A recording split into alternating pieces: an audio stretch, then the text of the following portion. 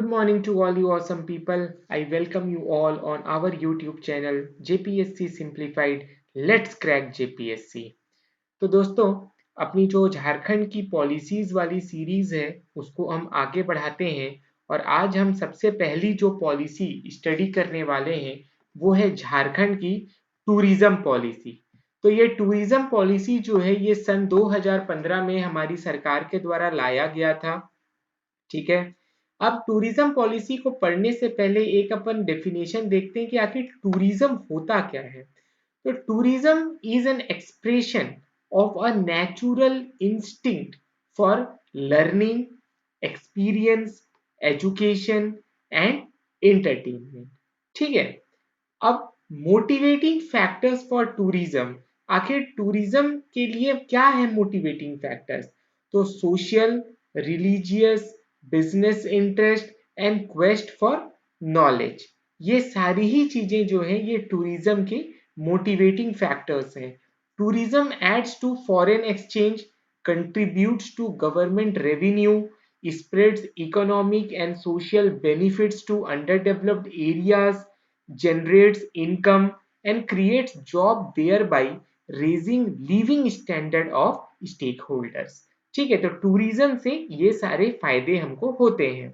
अब ये Jharkhand tourism policy of 2015 का एम क्या था? तो इसका एम है झारखंड को one of the most preferred destination for tourist banana from both inside and outside the country. That is कि डोमेस्टिक जो टूरिस्ट हैं उनके लिए भी और जो फॉरेनर्स हैं उनके लिए भी झारखंड को एक प्रेफर्ड टूरिस्ट डेस्टिनेशन बनाना इस पॉलिसी का एम है। ठीक है। अब इससे होगा क्या? तो ये इंश्योर करेगा accelerated development of tourism related infrastructure, increasing employment opportunities, augmenting resources of the state, as also showcasing the rich cultural heritage and traditions of the state। समझ में आया? तो बेसिक जो टूरिज्म के लिए इंफ्रास्ट्रक्चर है उसका डेवलपमेंट होगा। जो स्टेट के पास एम्पल रिसोर्सेस हैं उसको हम और ज़्यादा प्रॉपर वे में यूज कर पाएंगे, जिससे हमारा जो कल्चरल हेरिटेज और ट्रेडिशन जो है उसको भी हम क्या करेंगे, शोकास कर पाएंगे जो भी बाहर के लोग हैं। ठीक है। तो इससे जो झारखंड की लेगेसी है वो लोगों तक पहुंचेगी। समझ में आया? अब ये जो टूरिज्म पॉलिसी है इसके तहत किन किन चीजों का हम डेवलपमेंट करेंगे? तो हम इंफ्रास्ट्रक्चर का डेवलपमेंट करेंगे, हम लैंड का डेवलपमेंट करेंगे, हम जो कनेक्टिविटी के मोड्स हैं जैसे रोड, एयर, रेल, इनका डेवलपमेंट करेंगे, हम पावर सेक्टर का डेवलपमेंट करेंगे, एफडीआई आएगा, हाइजीनिक कंडीशन बनेगा, क्लीन ड्रिंकिंग वाटर अवेलेबल होगा, एकोमोडेशन हम अवेलेबल करवाएंगे, मॉडर्न टेक्नोलॉजी रहेगा। ठीक है। प्राइवेट टूरिज्म जोन्स का इस्टेब्लिशमेंट किया जाएगा। तो ये सारी जो चीजें हैं हम झारखंड टूरिज्म पॉलिसी के वे से जो है इनविसेज करते हैं। ठीक है। अब अगली जो पॉलिसी है वो है झारखंड की मिनरल पॉलिसी और ये सन 2017 में लाई गई थी। कौन से साल में लाई गई थी? तो सन 2017। ये ईयर जो है ना भाई प्रीलिम्स के लिए सबसे ज्यादा इंपॉर्टेंट है, तो ये आप जरूर ध्यान में रखना। तो झारखंड की मिनरल पॉलिसी सन 2017। एम क्या है?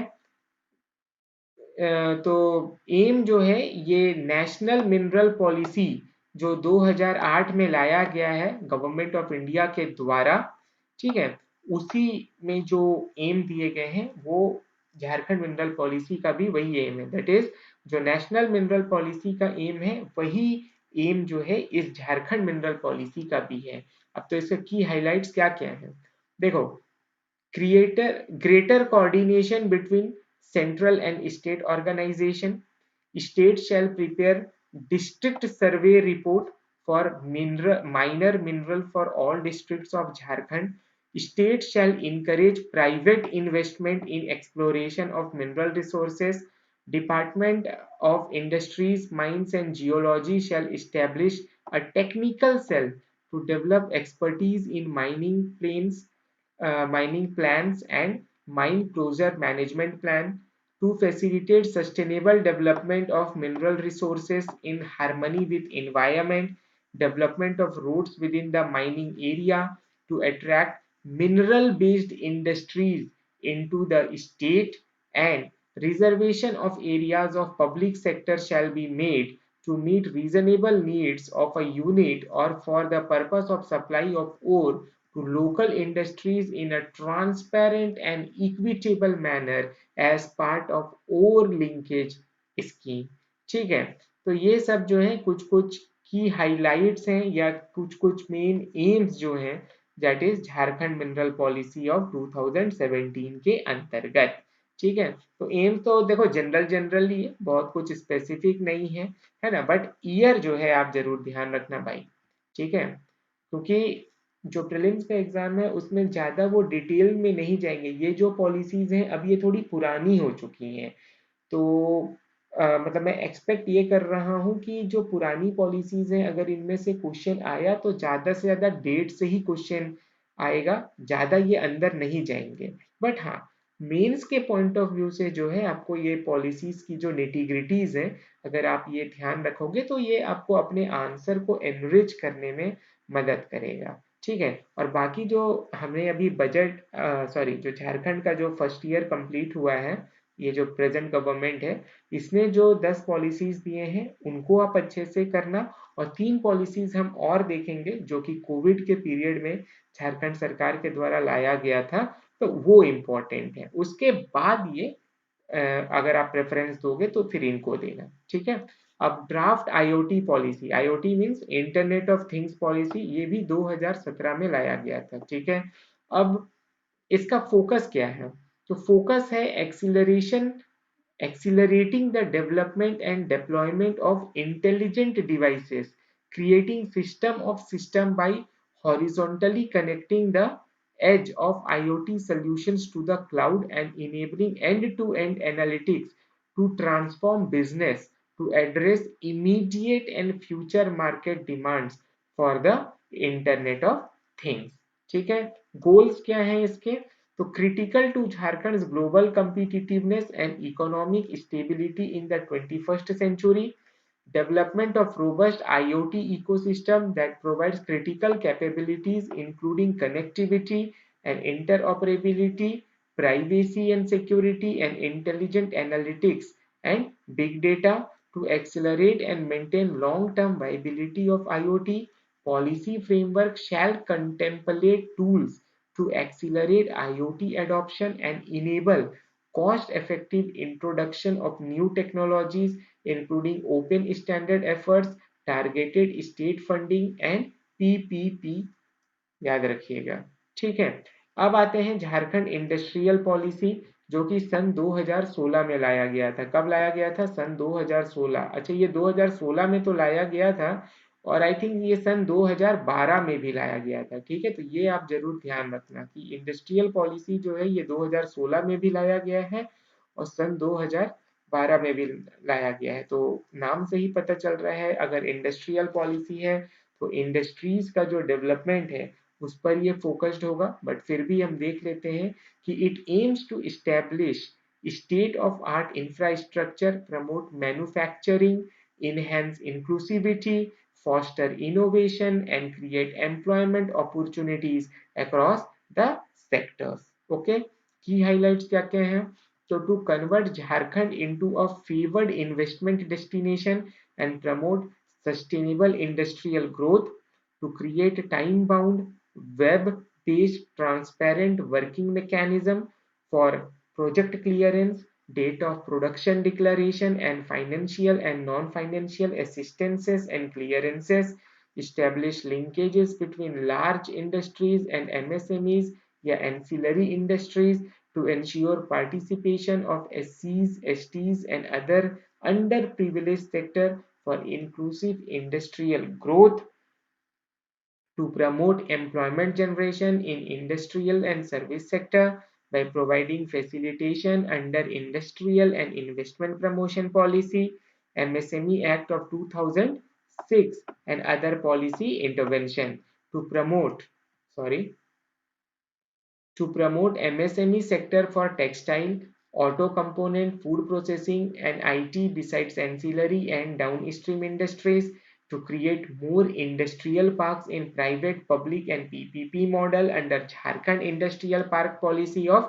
2015. ठीक है, तो ये इंडस्ट्रियल पार्क पॉलिसी झारखंड में कब लाया गया है?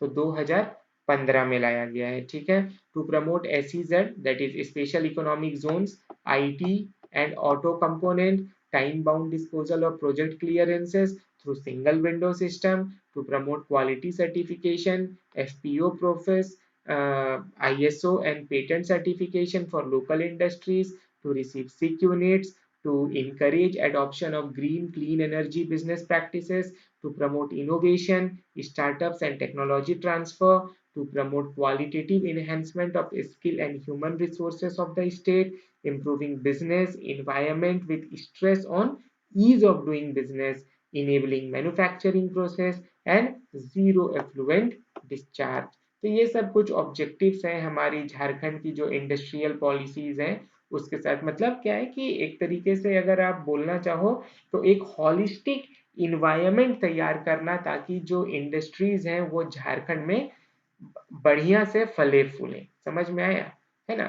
तो अगर इंडस्ट्रीज फलेंगी फूलेंगी तो उससे लोगों को एम्प्लॉयमेंट मिलेगा, लोगों का लिविंग स्टैंडर्ड इम्प्रूव होगा, लोगों का स्पेंडिंग कैपेसिटी बढ़ेगी, है ना? अगर स्पेंडिंग कैपेसिटी बढ़ेगी तो क्या है कि जो इंडस्ट्रीज हैं उनका जो प्रोडक्ट्स हैं वो कंज्यूम होगा, अगर प्रोडक्ट्स कंज्यूम होगा तो इंडस्ट्रीज बढ़ेंगी, इंडस्ट्रीज जो है वो CSR एक्टिविटीज करेंगी, झारखंड की इकोनॉमी स्ट्रेंथन होगी, अगर झारखंड की इकोनॉमी स्ट्रेंथन होगी तो अपने आप ही इंडिया की इकोनॉमी स्ट्रेंथन होगी, अगर इंडिया की इकोनॉमी स्ट्रेंथन होगी तो हमारा देश जो है वो दुनिया में अग्रसर होगा। ठीक है, तो ये सारा जो साइकिल है ना वो लिंक्ड है।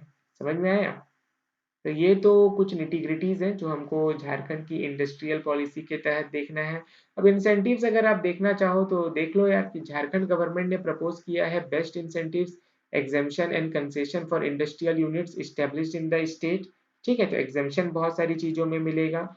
MSME unit shall be entitled to get comprehensive project investment subsidy for investment made in the fixed capital investment, that is about 20% की सब्सिडी मिलेगी। Exemption on stamp duty and registration तो 100% दिया जाएगा ये exemption. State government will provide 50% up to 10 lakh for patent registration incentive या grant of 15% to cluster schemes approved by government of India. तो ये आपको इतना पता होना चाहिए इंडस्ट्रियल पॉलिसी ऑफ 2016। उसी तरीके से 2012 का भी है, तो इसमें भी मोर और लेस यार वही सारे ऑब्जेक्टिव्स होंगे। ठीक है, और मुझे नहीं लगता कि बहुत ज़्यादा आपको जानने की ज़रूरत है इसके बारे में। हाँ, ये याद रखना कि 2012 की जो इंडस्ट्रियल पॉलिसी है उसको 8 major areas based on minerals and industrialization, that is जो झारखंड है उसको 8 मेजर एरियाज में बांटा गया था मिनरल्स और इंडस्ट्रियलाइजेशन के हिसाब से। तो हो सकता है आपसे पूछ ले कि कितने मेजर एरियाज में बांटा गया था, तो 8 मेजर एरियाज। ठीक है, अब वो कौन कौन से हैं तो वो आप देख सकते हो कि लोहरदगा और लातेहार इंडस्ट्रियल एरिया था, ये एल्यूमिनियम के लिए वो किया गया था। ठीक है, डिवाइड किया गया था। Then Koderma Hazaribagh industrial area जो है ये mica, power, cement, glass, steel और टेलीकॉम के लिए था। रांची हजारीबाग इंडस्ट्रियल एरिया जो है वो बेसिकली आपका मीडियम और लार्ज इंडस्ट्रीज, टेलीकम्युनिकेशन और फूड प्रोसेसिंग के लिए था। धनबाद बोकारो तो आपको पता ही है कोल, स्टील और पावर के लिए फेमस है। सिंहभूम वाला जो एरिया है वो आयरन ओर के लिए ज्यादा फेमस है। ऑटो, सीमेंट, है ना? जमशेदपुर में आपको पता ही है कि ऑटो क्लस्टर है। फिर सीमेंट हो गया, यूरेनियम है, copper, gold, silk textile. Ghatshila जो है ये कॉपर और फॉरेस्ट बेस्ड था। देवघर, जसीडी, संथाल परगना में oil mills, glass, steel, aromatic, medicinal plants, coal based power plant, silk और क्लोथ। ठीक है, तो ये 8 जो है इंडस्ट्रियल एरियाज में डिवाइड किया गया था, मेजर मेजर इंडस्ट्रियल एरियाज। तो माइनर्स तो बहुत सारे थे बट ये 8 मेजर थे। तो ये इंडस्ट्रियल एरियाज और उनसे रिलेटेड जो इंडस्ट्री है ये आप थोड़ा ध्यान रखना, हो सकता है कि आपको पूछ ले। ठीक है, डिपॉजिटर्स रिड्रेसल अदालत इस्टेब्लिश किया गया था। NRI सेल बनाया गया था कहाँ पे, तो न्यू दिल्ली और रांची में, याद रखिएगा न्यू दिल्ली और रांची में बनाया गया था। अब जो ऑब्जेक्टिव्स हैं, ठीक है, ऑब्जेक्टिव्स इंडस्ट्रियल पॉलिसी ऑफ 2012 के अंदर तो वही सारी चीजें हैं जो हमने 2016 के अंदर पढ़ी, मोर और लेस वही रहेंगी कि भैया इंफ्रास्ट्रक्चर बनाना है, सिंगल विंडो क्लियरेंस देना है, infrastructure development, steel, automobile, food processing, MSME, handicraft, है ना, इन सारों का डेवलपमेंट के लिए काम करना है। तो अब यार ये ज़्यादा कोई इम्पोर्टेंट नहीं है, ठीक है।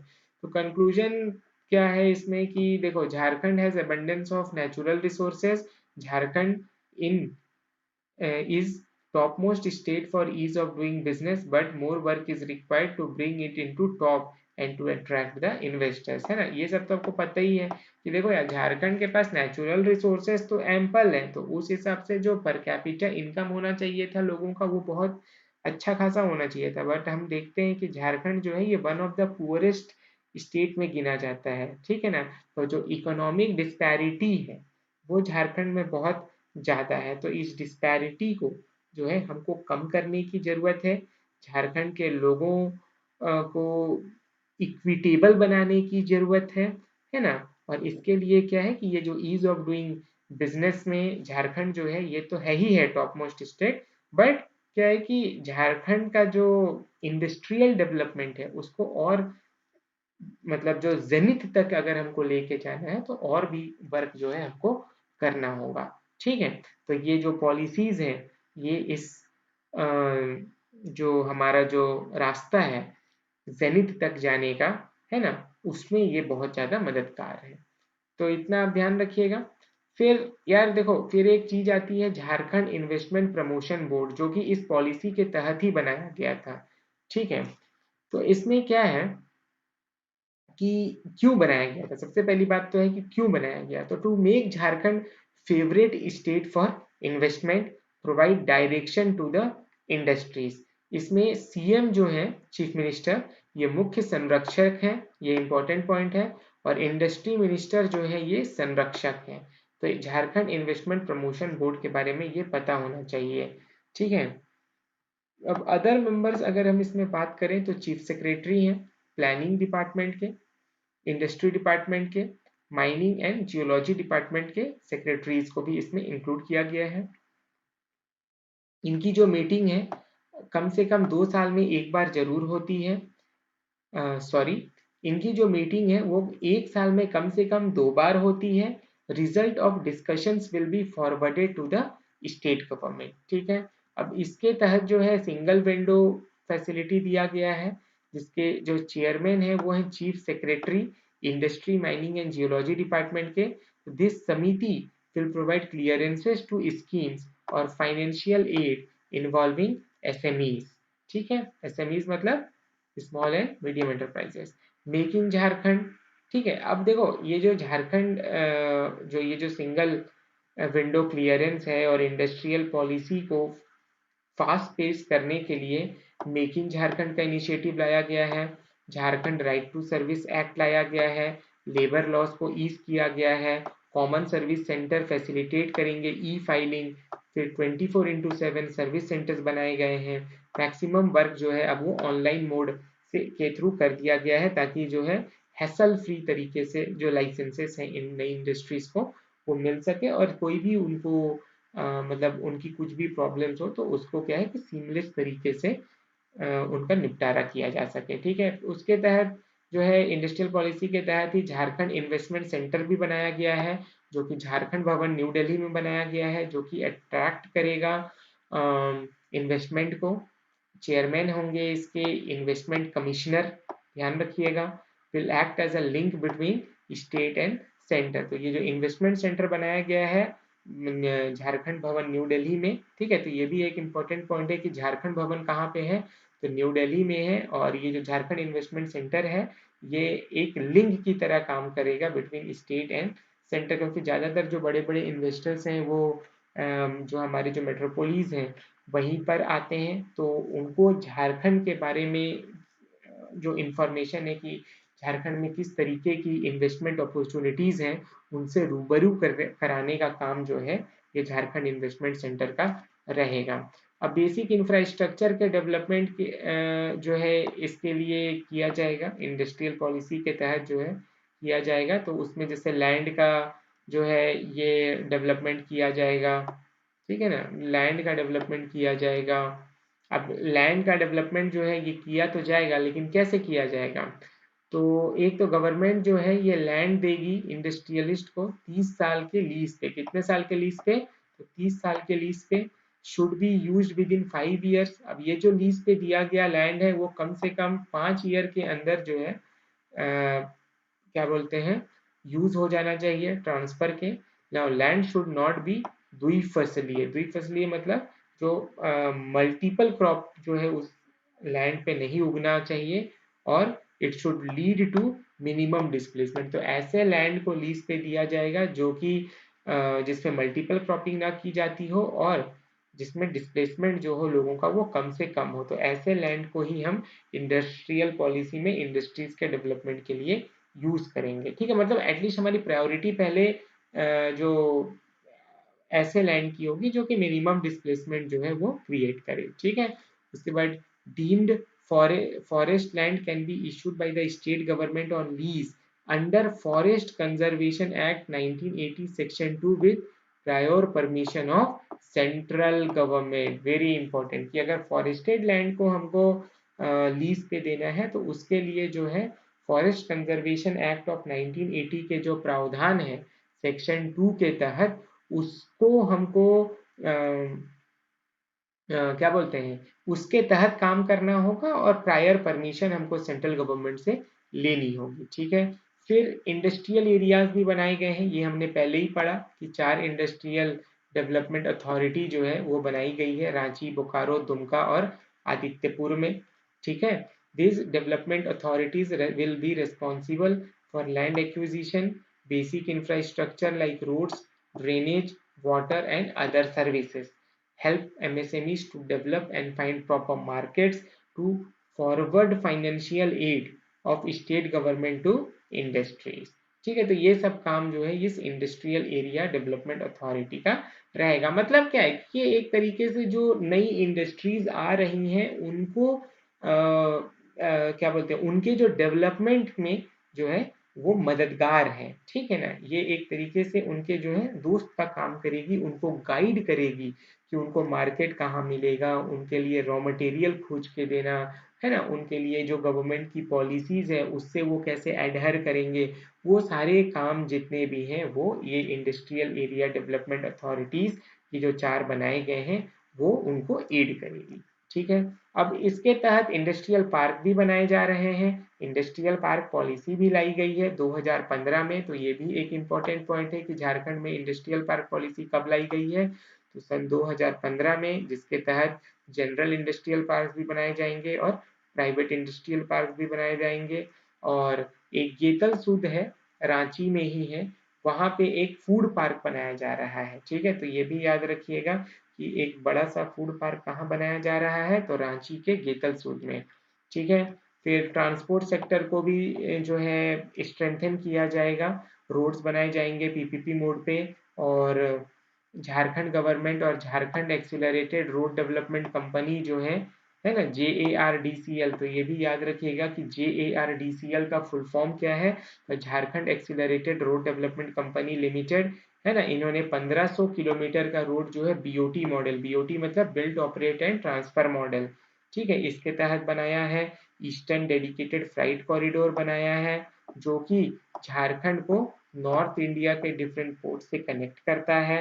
रांची एयरपोर्ट पे एयर कार्गो फैसिलिटी चालू की गई है। जमशेदपुर इंटरनल कंटेनर डिपो बनाया गया है, ठीक है। तो ये सारी जो चीजें हैं ये इंडस्ट्रियल पॉलिसी के स्मूथ वर्किंग के लिए की जा रही है। उसके बाद गैस पाइपलाइन नेटवर्क भी बनाया गया है, ठीक है, to utilize natural gas as clean energy. Gas grid भी इस्टेब्लिश किया गया है। इंडस्ट्रियल इंफ्रास्ट्रक्चर डेवलपमेंट कॉरपोरेशन और गेल का ये जॉइंट वेंचर है to distribute gas between Ranchi and Jamshedpur. तो ये भी याद रखिएगा, इंपॉर्टेंट इंफॉर्मेशन है, ठीक है। कि गेल कौन सी कंपनी, तो गेल के साथ IIDC जो है ये एक जॉइंट वेंचर कर रहा है गैस डिस्ट्रीब्यूशन के लिए बिटवीन रांची एंड जमशेदपुर। तो आपको क्वेश्चन पूछेगा कि कौन सी कंपनी के साथ आईआईडीसी जो है ये ज्वाइंट वेंचर कर रही है, तो आंसर होगा गेल। आपको ऑप्शन दे देगा आईओसीएल, बीपीसीएल, ओएनजीसी, गेल, तो आंसर हो जाएगा गेल। ठीक है, ये भी ध्यान रखिएगा। उसके बाद इलेक्ट्रिसिटी डेवलपमेंट भी किया जाएगा और वाटर ड्रेनेज के लिए तो स्टेट वाटर पॉलिसी 2016 में लाया गया है। और इलेक्ट्रिसिटी डेवलपमेंट के लिए याद रखिएगा कि हमारा झारखंड जो है ये पहला स्टेट था जिसने उज्जवल डिस्कॉम एश्योरेंस योजना को इम्प्लीमेंट किया है। ठीक है, वेरी वेरी इंपॉर्टेंट पॉइंट। 2017 में कंप्लीट रूरल इलेक्ट्रिफिकेशन किया गया है। झारखंड गवर्नमेंट और एनटीपीसी मिलके 4000 मेगावाट का पतरातू थर्मल पावर स्टेशन बना रहा है। ठीक है, तो कौन? एनटीपीसी। और ऊर्जा नीति 2012 में लाई गई है। सोलर पावर पॉलिसी 2015 में लाया है झारखंड सरकार ने। क्यों? ताकि इलेक्ट्रिसिटी की जो है 24/7 अवेलेबिलिटी को इंश्योर किया जा सके। ठीक है, तो झारखंड इंडस्ट्रियल पॉलिसी के तहत क्या क्या काम किया जा रहा है, कैसे किया जा रहा है, क्या क्या इंसेंटिव्स हैं, क्या क्या जो है चीजें की जा रही हैं, ये आपको पता होना चाहिए। ठीक है, तो इतना इंफॉर्मेशन जो है आप इंडस्ट्रियल पॉलिसी ऑफ 2012 एंड 2016 के बारे में ध्यान रखिएगा। ओके, अब और भी चीजें हैं बट आई थिंक ये थोड़ा लंबा होता जा रहा है, बट चलिए कोई बात नहीं, थोड़ा लंबा होगा, बियर कीजिए, क्योंकि हम कोई भी चीजें ना छोड़ें वो ज्यादा जरूरी है। ठीक है, अब देखो उसी के तहत जो है इंडस्ट्रियल पॉलिसी ऑफ 2016 के तहत इंफॉर्मेशन एंड कम्युनिकेशन फैसिलिटी भी लाया गया है, जिसके तहत झारनेट। अब झारनेट का फुल फॉर्म क्या है? तो Jharkhand state information and communication network. ये कनेक्ट करता है state headquarter, district headquarter, sub divisional headquarters and block headquarters को। All have been connected through optical fibre cable. ठीक है, और Jharkhand communication towers and related structure policy भी 2015 में लाई गई है। ठीक है, तो ये आपको पता होना चाहिए कि इंफॉर्मेशन एंड कम्युनिकेशन फैसिलिटी भी है इंडस्ट्रियल पॉलिसी के अंतर्गत। देन स्पेशल इकोनॉमिक जोन्स जो है उनको भी डेवलप किया जा रहा है। बहुत सारे इंडस्ट्रियल कॉरिडोर्स बनाए जा रहे हैं। ठीक है, और कौन बना रहा है? तो जिन्फ्रा। जिन्फ्रा क्या होता है? Jharkhand infrastructure development corporation limited. Jharkhand infrastructure corporation development corporation limited. ठीक है, तो ये जो एक्रोनिम्स है ना, इसके फुल फॉर्म्स आप जरूर एक जगह नोट करते जाओ, क्योंकि ये पूछा जा सकता है। To construct industrial corridors in Ranchi Patratu Ramgarh highway. Amritsar Kolkata industrial corridor भी बनाया गया है। Eastern freight corridor developed by centre. ठीक है, झारखंड गवर्नमेंट ने बरही हजारीबाग में एक मैन्युफैक्चरिंग क्लस्टर बनाया है। कोदरमा बहरागोड़ा इंडस्ट्रियल क्लस्टर भी डेवलप किया गया है। एसएमईज का जो है वो डेवलपमेंट किया जा रहा है इस इंडस्ट्रियल पॉलिसी के तहत। ठीक है, अब देखो एमएसएमईज जो है हमारे लिए क्यों इम्पोर्टेंट है? क्योंकि ग्रॉस स्टेट डोमेस्टिक प्रोडक्ट में इनका कंट्रीब्यूशन 8% का रहता है।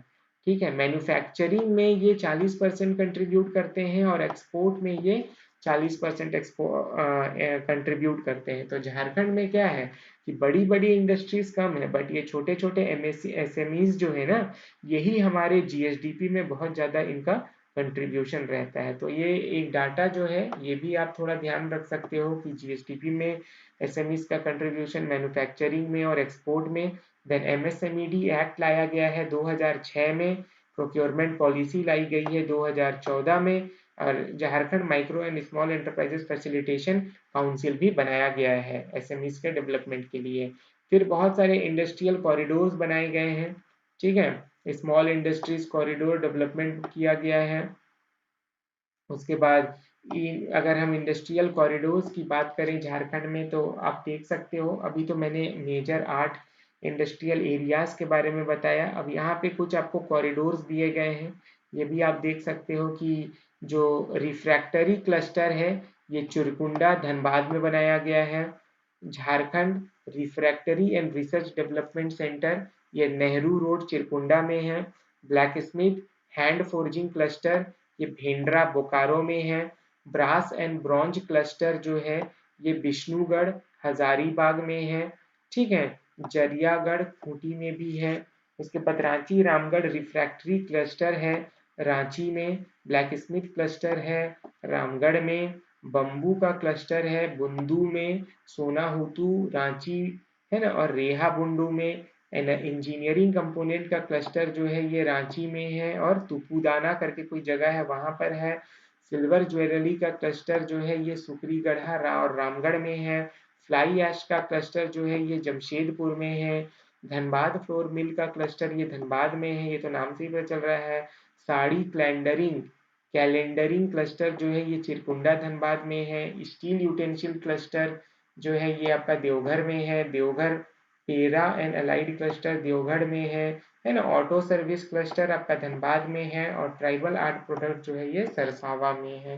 तो ये भी कुछ कुछ इंपॉर्टेंट इंडस्ट्रियल क्लस्टर्स हैं, बट मुझे नहीं लगता कि देखो यार इतना चीजें तो वो नहीं पूछने जा रहा है, ठीक। और अब इतना याद भी रखना हमारे लिए बहुत मुश्किल है। फिर हैंडीक्राफ्ट का डेवलपमेंट किया जा रहा है।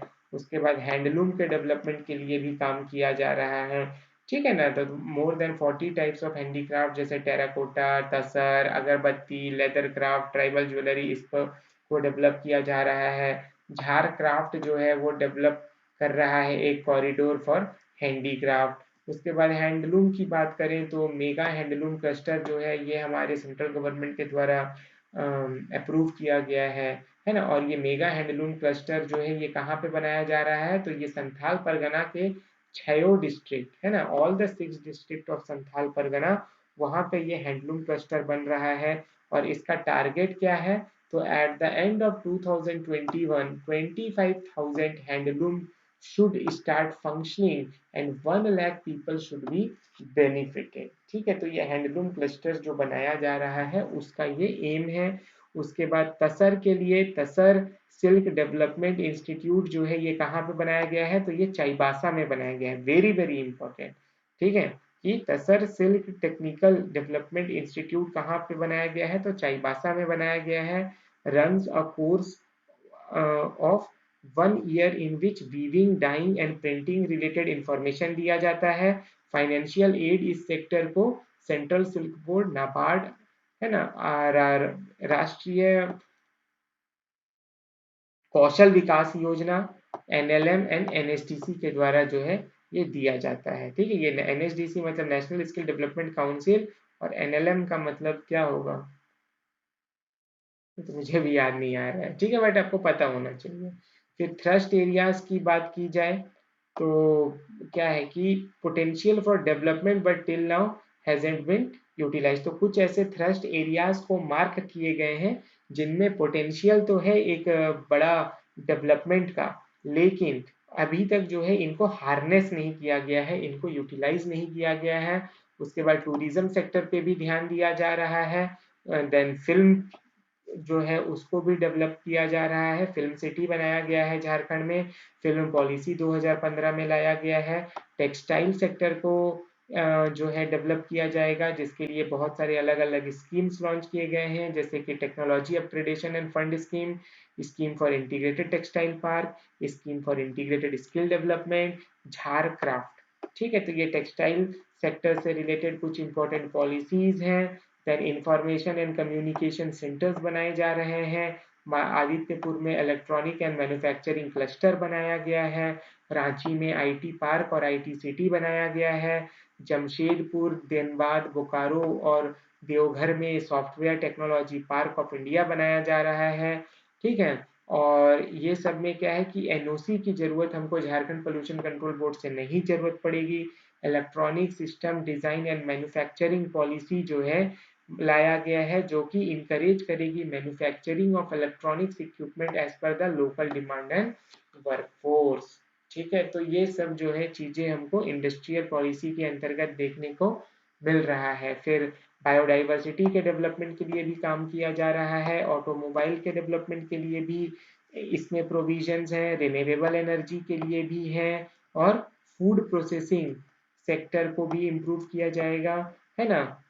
तो आप एक तरीके से देख सकते हो कि जितने भी सेक्टर्स हैं, है ना, उनको इस इंडस्ट्रियल पॉलिसी के तहत जो है हम अपग्रेड करने का प्लान लेकर आए हैं, ठीक है। और हर एक सेक्टर का एक स्पेसिफिक टारगेट दिया हुआ है कि भैया इस सेक्टर के तहत हमको ये गोल अचीव करनी है और हमारा जो टाइमलाइन है वो इतना से इतना होगा।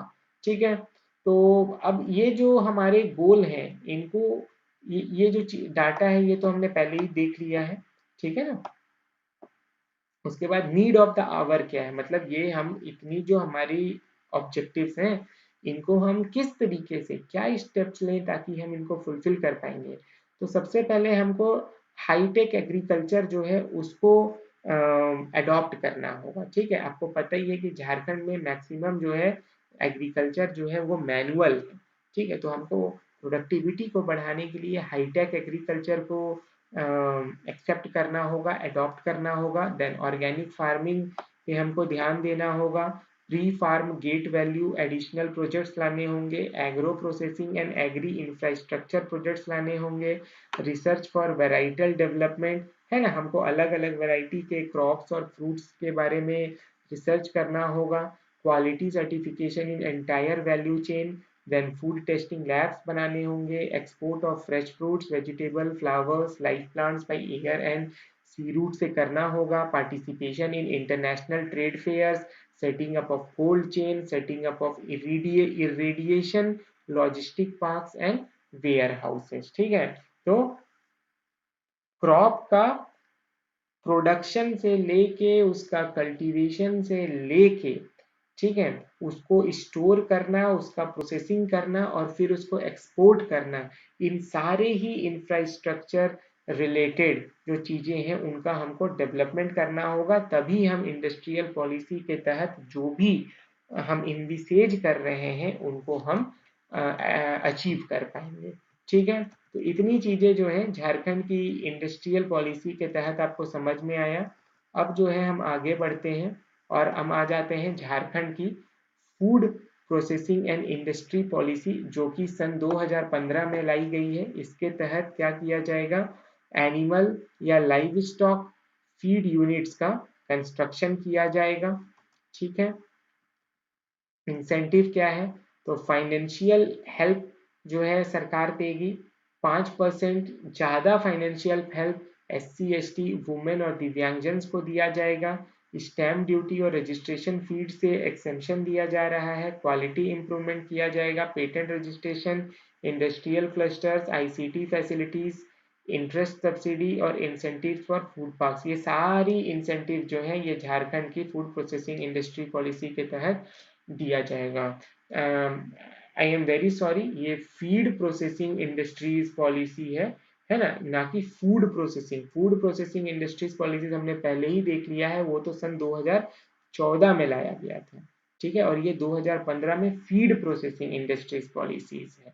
ठीक है, जिसका एम है एनिमल या लाइव स्टॉक फीड यूनिट्स का कंस्ट्रक्शन करना, और उसके तहत इंसेंटिव्स हमने देख लिया। अब अगला जो पॉलिसी है वो है एक्सट्राडिशन एंड रिहेबिलिएशन पॉलिसी, जो कि 2009 में लाया गया था। अब इसमें ऑब्जेक्टिव तो वही सभी है कि जो नक्सलाइट्स हैं उनको इनकरेज किया जाए कि वो सरेंडर करें और मेन स्ट्रीम में आ जाए। ठीक है, अब ये जो सरेंडर ये करेंगे ये किसके समक्ष करेंगे, तो मिनिस्टर के सामने कर सकते हैं, सांसद के सामने, विधायक के सामने, डिविजनल कमिश्नर हो गया, पुलिस या स्टेट गवर्नमेंट के ऑफिसर्स के सामने कर सकते हैं। स्क्रीनिंग कमेटी की बात करें तो चेयरमैन जो होंगे उसके वो डिस्ट्रिक्ट के सुपरिंटेंडेंट ऑफ पुलिस होंगे और उसके अदर मेंबर जैसे डिस्ट्रिक्ट जज, DIG और इंटेलिजेंस ऑफिसर्स होंगे। रिहेबिलिएशन कमेटी भी बनाई गई है जिसके चेयरमैन डिस्ट्रिक्ट मजिस्ट्रेट को बनाया गया है। तो ध्यान रखिएगा कि स्क्रीनिंग कमेटी जो है उसके चेयरमैन डिस्ट्रिक्ट के SP होंगे और रिहेबिलिएशन की जो कमेटी होगी उसके चेयरमैन जो है डिस्ट्रिक्ट मजिस्ट्रेट होंगे। है ना, उसके बाद पैकेज की बात करें तो इसके तहत उनको क्या इंसेंटिव दिया जाएगा, तो ग्रांट जो है वो 2.5 लाख रुपए का दिया जाएगा। सबसे पहले 50,000 दे दिया जाएगा और उसके बाद 1-1 लाख रुपए जो है 2 बार हर साल दिया जाएगा। ठीक है, extra grant for surrendering with weapons दिया जाएगा। इंडस्ट्रियल ट्रेनिंग 1 साल के लिए दिया जाएगा और उसमें मंथली स्टाइपेंड इनको 3,000 रुपए का दिया जाएगा। है ना, फिर decimal land for house construction, ठीक है, कुछ डिसमिल लैंड भी 4 डिसमिल लैंड दिया जाएगा हाउस कंस्ट्रक्शन के लिए और 50,000 का मॉनिटरी सपोर्ट भी दिया जाएगा। फ्री ट्रीटमेंट दिया जाएगा गवर्नमेंट हॉस्पिटल्स में, फ्री एजुकेशन उनके चिल्ड्रंस को दिया जाएगा गवर्नमेंट स्कूलों में, और एनरोलमेंट ऑफ डॉटर्स, जो उनके जो डॉटर्स होंगी उनको कन्यादान योजना, सीएम का जो कन्यादान योजना है उसके तहत उनको एनरोल भी किया जाएगा, है ना। फिर if any reward was announced on their arrest the amount will be given to them only, ठीक है, ये भी इंपॉर्टेंट पॉइंट है। इंटरेस्ट सब्सिडी ऑन लोन्स दिया जाएगा। उसके बाद if killed by Naxalites after surrender, तो 1 लाख रुपए मॉनिटरी हेल्प दिया जाएगा, साथ साथ में गवर्नमेंट जॉब दिया जाएगा फैमिली को, 5 लाख रुपए का insurance without any premium, plus 1 lakh रुपए का इंश्योरेंस फैमिली के लिए दिया जाएगा, ठीक है। तो ये सारे इंसेंटिव जो है ये सरेंडर कम रिहेबिलिएशन पॉलिसी जो 2009 में लाई गई है उसके तहत इनविसेज किया गया है। जुडिशियल प्रोसेस है ये रूल ऑफ लॉ के तहत किया जाएगा, ठीक है। प्ली बार्गेनिंग का ऑप्शन रहेगा, फ्री लॉयर सर्विस दिया जाएगा, और फास्ट ट्रैक कोर्ट्स में इनका जो भी प्रोसेस होगा वो किया जाएगा। तो ये 2009 का था। उसके बाद 2015 में फिर से इसको रिवैम्प किया गया है ना, सरेंडर कम रिहेबिलिएशन पॉलिसी को। अब देखो, अब पहले क्या था कि एक ही कैटेगरी था, अब जो कंपेंसेशन देने का है कैटेगरी को दो कर दिया गया है, एक तो जोनल कमांडर का के बराबर या उसके ऊपर का, है ना, और एक होता है जोनल कमांडर के नीचे का। तो जोनल कमांडर के ऊपर के केस में जो है 5 लाख रुपए का टोटल ग्रांट दिया जाएगा, और जोनल कमांडर के नीचे 2.5 लाख रुपए का ग्रांट दिया जाएगा। अब जो 5 लाख रुपए का ग्रांट है वो पहली किस्त तो 1,000 रुपए दी जाएगी, और उसके बाद हर साल 2 लाख रुपए करके दिया जाएगा। तो 2 साल में 2 लाख, 2 लाख, 4 लाख, और 1 लाख जो है वो पहले मिल गया। और जो जोनल कमांडर के नीचे के लोग रहेंगे उनको 2.5 लाख मिलेगा, 50,000 पहले और 1 लाख 1 लाख करके दूसरे और तीसरे साल में दे दिया जाएगा। उसके बाद 25,000 रुपए का जो प्रोविजन रखा गया है वो चाइल्ड एजुकेशन के लिए रखा गया है, लेकिन उस वो जो पैसा है 25,000 रुपए ये उनको हाथ में नहीं दिया जाएगा नक्सलाइट पेरेंट्स को, ये स्कूलों को डायरेक्टली दे दिया जाएगा। देन अब क्या है कि ये जो नक्सलाइट एनकाउंटर है उसमें हो सकता है पुलिसमैन जो है उनकी भी मृत्यु होती है, तो उनके लिए हमारी सरकार क्या कर रही है, तो सबसे पहले 10 लाख रुपए का जो है एक ग्रांट दिया जाता है फैमिली ऑफ मार्टियर को। देन 7,50,000 जो है ये सेंट्रल गवर्नमेंट देती है सेंट्रल पुलिस फोर्स की, लेकिन जो सेंट्रल पुलिस के जो जवान हैं और झारखंड पुलिस के जो जवान हैं दोनों के बीच में एक पैरिटी मेंटेन करने के लिए एक्स्ट्रा जो 2.5 लाख रुपए है वो हमारी झारखंड सरकार देती है। तो अगर किसी पुलिसमैन की मृत्यु होती है नक्सलाइट एनकाउंटर में तो उनके फैमिली को 10 लाख रुपए मिलेंगे, ऑल्दो वो झारखंड से बिलोंग करें या वो सेंट्रल गवर्नमेंट के ट्रूप्स हो, ठीक है। देन उनके जो वाइफ्स होंगी मार्टियर्स की उनको रिपब्लिक डे में फैसिलिटेट किया जाएगा, 2 लाख रुपए का प्राइज दिया जाएगा और गवर्नमेंट जॉब भी दिया जाएगा। तो इतनी जो है पॉलिसीज हमको झारखंड के बारे में स्टडी करनी थी। ये प्रीवियस पॉलिसीज है, प्रीवियस ईयर में ये पॉलिसीज हमारी सरकार के द्वारा लाई गई है, ठीक है। अब कुछ पॉलिसीज जो है ये कोरोना काल में जो हमारी सरकार लेके आई है वो हमको देखनी है ना। और मुझे अगर कुछ और पॉलिसीज मिलती हैं तो वो भी मैं आने वाले लेक्चर्स में जो है इनकलकेट कर दूंगा। तो आखिरी अब जो नेक्स्ट लेक्चर होगा वो हमारा आखिरी लेक्चर होगा मोस्ट प्रोबेबली, है ना, झारखंड की पॉलिसीज से रिलेटेड, ठीक है दोस्तों। तो आज का लेक्चर को हम यहीं पे वाइंड अप करते हैं। मुझे पता है कि लेक्चर थोड़ा लंबा हो गया है, बट आपको भी ये समझना चाहिए कि यार देखो अब टाइम थोड़ा कम है तो हमको कवर थोड़ा चीज़ें ज़्यादा करना है, ठीक है। तो इसीलिए वीडियोस थोड़ी सी लंबे होंगी, बियर कीजिए, एक वीडियो को आप पार्ट पार्ट करके भी देखिए, कोई इश्यू नहीं है, ठीक है, बट कंप्लीट देखिए, पूरे इंफॉर्मेशन को गैदर कीजिए।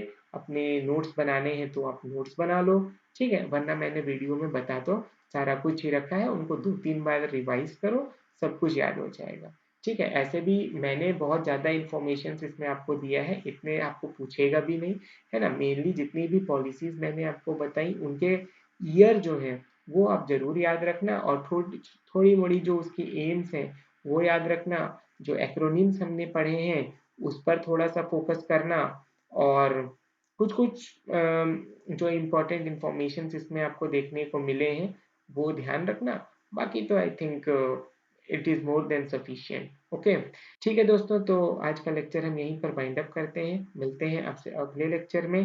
तब तक अपना ख्याल रखिएगा, अपनी पढ़ाई को जोरों शोरों से रखिएगा और मेरे साथ यूं ही बने रहिएगा। अगर लेक्चर अच्छा लगता है तो इस चैनल को सब्सक्राइब कीजिएगा, लेक्चर को थम्स अप बटन दीजिएगा और दोस्तों के साथ शेयर कीजिएगा। Thank you.